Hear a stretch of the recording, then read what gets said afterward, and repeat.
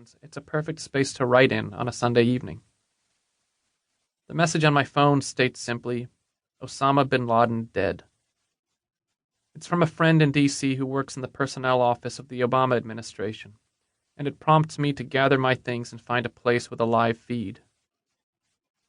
A block away, Simon's Tavern is silent for the broadcast of the president's statement from the East Wing. There's a brief cheer at his pronouncement, but the moment is uncanny. I can't imagine this feels anything like VE Day or VJ Day. It certainly doesn't feel like the fall of the Berlin Wall, a memory still lucid from my childhood.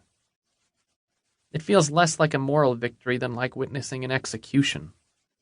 Hitler had an army, Japan a navy, the Soviets a nuclear arsenal. Bin Laden lived 20 fugitive years in caves, tents, and dilapidated compounds. When I hear that he's dead, I don't feel anything resembling sorrow. But watching the young men in trees outside the White House waving flags and chanting USA, USA, I don't feel any kind of pride either. Both sides of the conflict seem barbaric. They killed one of them. Neither side includes me. This doesn't mean I played no part. My role may be indirect, inadvertent, but to deny it would be a lie. I didn't endorse the kill order, but I voted for the man who did. My tax dollars paid in part for the bullets and the stealth helicopters. I might protest elements of U.S. foreign policy, but it's a policy written in my name. I've been told that my reservations about this are apologist, that to question America is a betrayal. I've been told that if I don't like it here, I should leave. But I do like it here, and I don't have anywhere else to go. I might be unwilling to accept the failings of the state, but I'm also unable to abandon it. Besides, I don't disagree with the president's order, nor with its execution. They should find the people that did this and shoot them in the street. 10 years later, I can't say I object. I'm part of the problem I feel apart from. On February 14th, 2012, there's a girl on a unicycle on the sidewalk outside the Casa Nueva Cantina.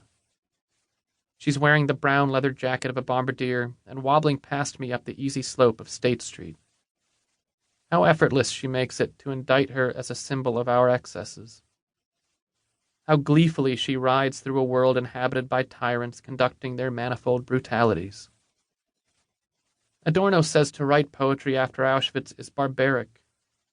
I'm oversimplifying what he means, but even the plain statement makes this girl on her unicycle seem monstrous.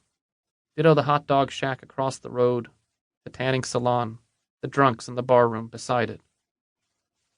This is the view out a window in the heartland, a Wednesday night in Athens, Ohio. What a bore all our opulence is. I'm tempted to vilify it, but my complicity in this culture makes the critique either self-righteous or hypocritical. Besides, I admire the girl's sense of whimsy. I wish I had a leather jacket, a hot dog, the skills to ride a unicycle. And I don't want to engage in easy liberalism, the activist mindset that contemplates, mourns, and criticizes, but does nearly nothing to change the conditions that allow atrocity in the first place. Such a mindset might motivate me to vote left of center, to donate to Amnesty International. It might get me to march and to occupy. But it operates at a safe distance, and that distance is part of the problem too. In that space, self-righteousness and cynicism fester. There, every atrocity is born.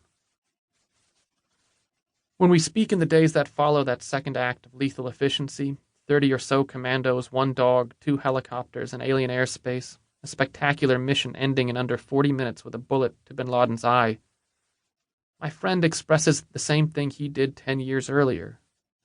He's amazed, even as he understands. In both cases, a man gave an order to kill, and gave it for a reason.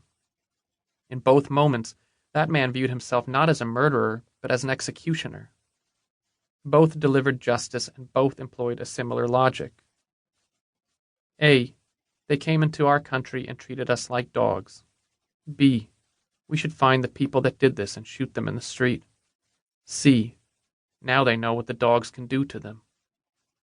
Thinking this way, the boys chanting USA in the trees outside the White House on the 1st of May have arrived at the same conclusion as